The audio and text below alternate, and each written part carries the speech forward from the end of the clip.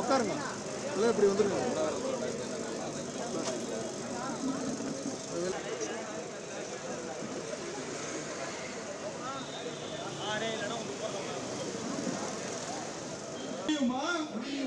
முடியுமா? வாடகை கட்ட முடியுமா? முடியுமா? குடும்பம் நடத்த மாற்றீடு எச்சில் மத்திய திட்டம் மாற்றீடு நிறைவேற்று தேர்தல் வாக்குறுதி நிறைவேற்று 5 ஆண்டு பணி முடித்தால் நிரந்தரம் செய் டாஸ்மாக் ஊழியர்களை நிரந்தரம் செய் இழுத்து மூடு டாஸ்மாக்கை இழுத்து மூடு வழங்கிடு மாற்று பணி வழங்கிடு எந்திரமா நாங்க என்ன எந்திரமா உழைத்தோமே 23 ஆண்டுகள் உழைத்தோமே லாபம் மட்டும் உங்களுக்கு சமூக நீதி இதுதானா தூய சக்தி இதுதானா பல கோடி லாபம் உங்களுக்கு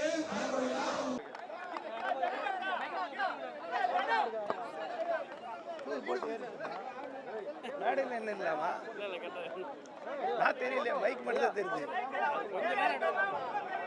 மைக்கே டவுன் பண்ணு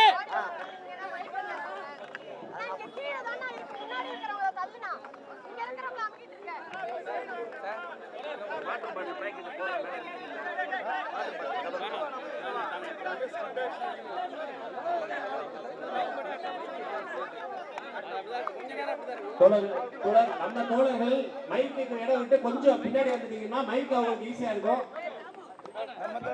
தலைவர் பேசுறதுக்கு கொஞ்சம் ஃப்ரீயா விட்டீங்கன்னா கொஞ்சம் நெருக்கம் இல்லாம இருந்ததுன்னா கொஞ்சம் ஃப்ரீயா பேச முடியும். மைக்கு வந்து இடையில ஈஸியா கொடுக்க முடியும். கொஞ்சம் மைக்கு இடம் விடுங்க.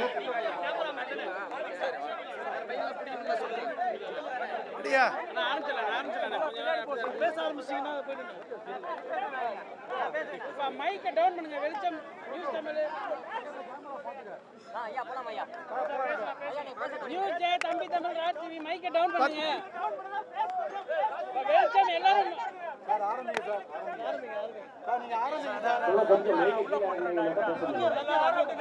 ரெடியா?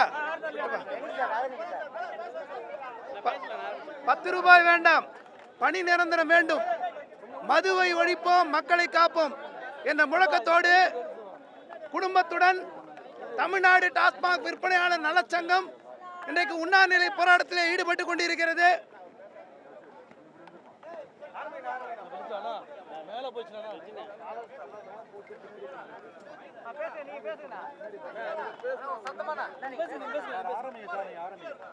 பத்து ரூபாய் வேண்டாம், பணி நிரந்தரம் வேண்டும், மதுவை ஒழிப்போம், மக்களை காப்போம் என்ற முழக்கத்தோடு தமிழ்நாடு டாஸ்மாக் விற்பனையாளர் நலச்சங்கம் இன்றைக்கு ஒரு நாள் உண்ணாநிலை போராட்டத்தை குடும்பத்துடன் நடத்தி கொண்டிருக்கிறது. இந்த நேரத்தில் தமிழ்நாடு அரசாங்கம் காலி பாட்டில் திரும்ப பெறுன்ற திட்டம் பேர்ல இன்னைக்கு மிஷினை கொண்டு வந்து தொழிலாளர்களை யாரையும் துன்புறுத்தக்கூடாது, மாற்று திட்டம் கொண்டு வருவோம்னு சொல்லி மிஷின் மூலமா கொண்டு வரணும்னு நினைக்கிறாங்க. அதை நாங்கள் வரவேற்கிறோம். அதே நேரத்தில் அந்த மிஷின் இன்னைக்கு ஸ்கேன் ஆக மாட்டேங்குதுன்ற பல பிரச்சனை எழுப்புறாங்க. நாங்கள் தமிழ்நாட்டில் இருக்கக்கூடிய டாஸ்மாக் துறையினுடைய அமைச்சர் விக்னேஷ் அவர்களுக்கு, மதிப்புக்குரிய அமைச்சர் அவர்களுக்கு நாங்கள் ஒரு அன்பான வேண்டுகோளையும் சவாலையும் முன்வைக்கிறோம். நீங்கள் ஒரு மாதம் இந்த டாஸ்மாக் கடைகளில் 11,000 ரூபாய் சம்பளத்தோட நீங்கள் ஒரு மாதம் வந்து மதுபான விற்பனையில் விற்பனையாளராக வந்து வேலை செய்யணும்னு நாங்கள் ஒரு ஓப்பன் சேலஞ்சை, அன்பான வேண்டுகோளை மது விலக்குத்துறை அமைச்சருக்கு நாங்கள் வைக்கிறோம். 11,000 ரூபாயில் நீங்கள் இந்த சம்பளத்தில் வாழ்ந்து காட்டிட்டீங்கன்னா இப்போ 200 பேரை சஸ்பெண்ட் பண்ணி வச்சிருக்கேன்னு சொல்கிறீங்க. எங்கள் தொழிலாளி அத்தனை பேரும் 11,000 ரூபாய் சம்பளத்தில் அவங்க வாழ்நாள் முழுக்க வேலை செய்வதற்கு தயாராக இருக்காங்க. இந்த அமைச்சர் நீங்க வந்து இந்த கோரிக்கையை நிறைவேற்றணும்னு நாங்கள் கேட்டுக்கிறோம். அதே நேரத்தில் தேர்தல் வாக்குறுதி மதிப்பிற்குரிய முதல்வர் அவர்கள் ஜோசப் விஜய் அவர்கள் அவங்களுடைய முக்கியமான தேர்தல் வாக்குறுதி, நாங்கள் ஒப்பந்த முறையில் அரசு துறையில் பணிபுரியக்கூடிய அத்தனை பேரும் 5 ஆண்டுகள் எல்லாரையும் பணி இயந்திரப்படுத்தணும்னு சொல்லியிருந்தார். டாஸ்மாக் ஊழியர்கள் 23 வருஷம் வேலை பார்த்துருக்காங்க. அவர்களுக்கு பணி நிரந்தரம் என்பதை தேர்தல் வாக்குறுதியின்படி அளிப்பதற்கு தமிழ்நாடு முதல்வர் அவர்கள் நடவடிக்கை எடுக்க வேண்டும். குறிப்பாக டாஸ்மாக் துறை தொழிலாளர் மட்டும் நாங்கள் கேட்கல. டாஸ்மாக் தூய்மை பணி இன்னைக்கு மின்வெட்டுக்கு காரணமாக இருக்கக்கூடிய மின்சாரத்துறை ஊழியர்களுடைய பற்றாக்குறை, போக்குவரத்து துறை, செவிலியர்கள், அரசு ஊழியர்கள், ஆசிரியர்கள், இன்னைக்கு சென்னை மாநகராட்சியில் வந்து போராடின மருத்துவர்கள், மருத்துவமனை ஊழியர்கள், அத்தனை துறை சேர்ந்தவர்களையும் உங்கள் தேர்தல் வாக்குறுதிப்படி பணியந்திரப்படுத்துங்க. அது முக்கியமான மைய நோக்கம். டாஸ்மாக் ஊழியர்கள் மட்டும் நாங்கள் வைக்கல, நீங்கள் மொத்த ஊழியர் 5 வருஷம் சொன்னவங்களை பணியந்திரப்படுத்துங்க. இன்னைக்கு குடும்பத்தோட இன்னைக்கு உண்ணாநிலை போராட்டம் உட்காந்துருக்காங்க. டாஸ்மாக் ஊழியர் குடும்பம் இல்லையா, குழந்தை இல்லையா, மனைவி இல்லையா? 11,000 ரூபாய் சம்பளத்தை ஒரு எம்எல்ஏ வாழ்ந்து காட்டுங்க பார்க்கலாம். எப்போ பாரு 10 ரூபா வாங்குறான், 10 ரூபா வாங்குறான். 10 ரூபா வேணாயா, 10 ரூபா வேணாம். டாஸ்மாக் ஊழல் வேணாம், அவனுக்குரிய சம்பளத்தை கொடுங்க. பெருசாக ஊழலை ஒழிக்கிறேன்னு பேசுகிறாங்க. அவன் உழைப்பு சூழ்நிலை யார் ஒழிக்கிறது? 10 ரூபாய் கை நீட்டி கேட்குறான்ல, அது கேட்கறதுக்கு உண்டான காரணத்தை யார் ஒழிக்கிறது? அதை பற்றி பேசுக அமைச்சர் ரெடி ஆக மாட்டாரா? அதை பற்றி யாருமே பேச மாட்டாங்களா? அவன் 10 ரூபாய் ஏன் விற்கிறான்? 11,000 ரூபாய் சம்பளம், 23 வருஷம் ஒரு குடும்பத்தை நடத்த முடியுமா? குழந்தைங்களோட வந்திருக்காங்க, படிக்க வைக்க முடியுமா? அவங்கள பாருங்க, அவங்ககிட்ட போய் கேளுங்க, அவங்க நிலைமை சொல்லுவாங்க. தமிழ்நாட்டில் இன்னொரு முகம் இருக்கு, அது உழைக்கும் வர்க்கத்தினுடைய தொழிலாளர் வர்க்கத்தினுடைய முகம். எந்த ஆட்சி நடந்தாலும் சம்பள உயர்வுக்காக பணி எந்திரத்துக்காக போராடுவோம். இப்போ இன்னைக்கு நாங்கள் ஒரு வழி சொல்கிறோம், பணி எந்திரத்துக்கு அமைச்சர் அவர்களுக்கு நாங்கள் ஒரு வழி சொல்கிறோம். நீங்கள் சமீபத்தில் சொன்னீங்க கட்சி நிதின்னு ஒன்று கொடுத்துட்டு இருந்தோம். எவ்வளோ கட்சி நிதி? 120 கோடி ரூபாய், 120 கோடி ரூபாய். அதுலேயும் குறிப்பாக பீர் பாக்ஸுக்கு 40 ரூபாய், மற்ற கேஸுக்கு 90 ரூபாய். இதெல்லாம் நாங்கள் வந்து கட்சி நிதி ஊழலை தடுத்து நிறுத்திட்டோம், காப்பாற்றுற ஜனங்களுக்கு கஜானா சேரும். நாங்கள் சொல்கிறோம் 120 கோடி, 1200 கோடி அந்த பணத்தை எடுத்து இந்த தொழிலாளிக்கு சம்பளம் கொடுத்து பணி எந்திரப்பட்டு 10 ரூபாய் பிரச்சனை பொதுமக்கள்கிட்ட யார்கிட்ட கை நீட்டி கேட்கறதுன்றது நடக்காது. எல்லாமே மாறிடும். செய்ய நீங்க ரெடியா? இல்ல டாஸ்மாக் மதுமான பாட்டில் சர்வீஸ் சார்ஜ் போட்டு பெரிய பேர்ல கிளப்ல பார்ல இருக்கு பார், அதை போட்டு அவனுக்கு சம்பளம் எடுத்துற ரெடியா? இல்ல சம்பளம் கொடுக்க மாட்டேன்னா பொதுமக்கள்கிட்ட வாங்கிக்கிறதுக்கு நாங்க டிப்ஸ் பாக்ஸ் வெளியே வைக்கிறதுக்கு நீ வைக்கிறதுக்கு நீ ரெடியா? இந்த காரணங்களை சொல்லுங்க. எப்படிதான் வாழ்வான் அந்த தொழிலாளி? உங்களுக்கு தேவையில்லை அரசுக்கு கஜானா வருமானம். 4765 கடையும் மூடு, பெண்கள் சந்தோஷமா இருப்பாங்க, ஜனங்க நல்லா இருப்பாங்க, இளைஞர்லாம் பிடிக்காம நல்ல வகையில் போவாங்க, மாணவர்லாம். அரசாங்கத்துக்கு தான் வேலையா? நம்ம அமைச்சர் ஆதவர்ஜுன் அவர்கள் எலெக்ஷன் முன்னாடி சொன்னார், கலெக்டருக்கு தான் வேலையா? டாஸ்மாக் விற்கிறது தான் வேலையா? நாங்கள் அமைச்சரோட சேர்ந்து நிற்கிறோம். டாஸ்மாக் அரசாங்கம் நடத்தாது, இழுத்து மூடு, தேவையில்லை. எங்களெல்லாம் எங்கள் தொழிலாளிகளாம் பணி எந்திரப்படுத்தி மாற்று வேலை கூட நல்லா இருப்பாங்க. சம்பள உயர்வு வேணும். நாங்கள் விட்டு போகிற ஆள் இல்லை. இது வரைக்கும் எடப்பாடி ஆட்சி, ஸ்டாலின் ஆட்சி சந்திக்காத 4 நாட்கள் வேலை நிறுத்த போராட்டத்தை ஜோசப் விஜய் தலைமையிலான ஆட்சி தான் சந்தித்தது.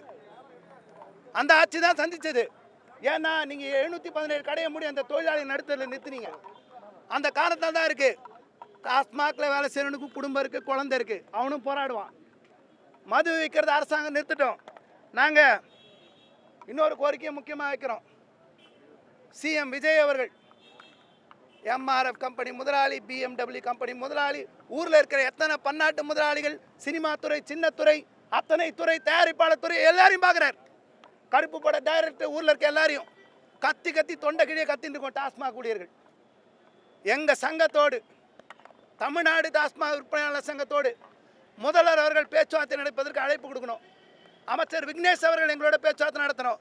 சமூக நீதித்துறைன்னு ஒரு துறை இருக்குது, அந்த துறையினுடைய அமைச்சர், மதிப்புக்குரிய அமைச்சர் வன்னியரசு அவர்களுக்கும் நாங்கள் கோரிக்கை வைக்கிறோம்.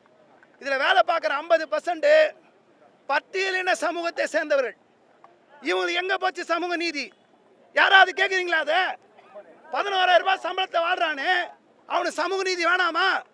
அமைச்சர், சமூக நீதித்துறை அமைச்சர் மதிப்புக்குரிய வன்னியரசு அவர்கள் எங்கள் குறையை கேட்க வேணும். ஜனநாயக நாட்டில் நாங்கள் போராடக்கூடாதா? நேற்று காவல்துறையில் 2 தரப்பு நைட் வரைக்கும் பர்மிஷனே கொடுக்கக்கூடாது, இன்னொரு தரப்பு பர்மிஷன் கொடுக்கணும். ஏங்க, போன ஆட்சியில் 4 ராஷ்டிரம் கடந்த பிறகுதான் அனுமதி இல்லைன்னு சொன்னா, போலீஸ் வச்சு மிரட்டினா. 1 மாசம் ஆச்சு, உனக்கு அனுமதி கிடையாது, போலீஸ் வச்சு எல்லா இடத்தையும் மிரட்டுறாங்க. என்ன நடக்குது? இதான் ஜனநாயகமா? இதான் தூய சக்தியா? நீங்க ஒரு போராட்டம் அறநிலை, ஒரு அற வழியில, காந்திய வழியில உண்ணாவிரதம் நடத்த கூட பர்மிஷன் இல்லையா? சில காவல்துறை நல்ல அதிகாரிகள் சரியான நேரத்தை தலையிட்டு இந்த அனுமதிக்கு ஏற்பாடு செஞ்சாங்க. எங்கள் போராட்டம் 10 ரூபாய் வேண்டாம், பணி இயந்திரம் வேண்டும், மது ஒழிப்போம், மக்களை காப்போம். எங்களோட அரசு பேச்சுவார்த்தை நடத்தி இந்த பிரச்சனையை தீர்க்கும் வரை நாங்கள் உறுதியோடு போராடுவோம் என்பதை தமிழ்நாடு டாஸ்மாக் விற்பனையாளர் நலச்சங்கத்தின் சார்பிலே தெரிவித்துக் கொள்கிறோம்.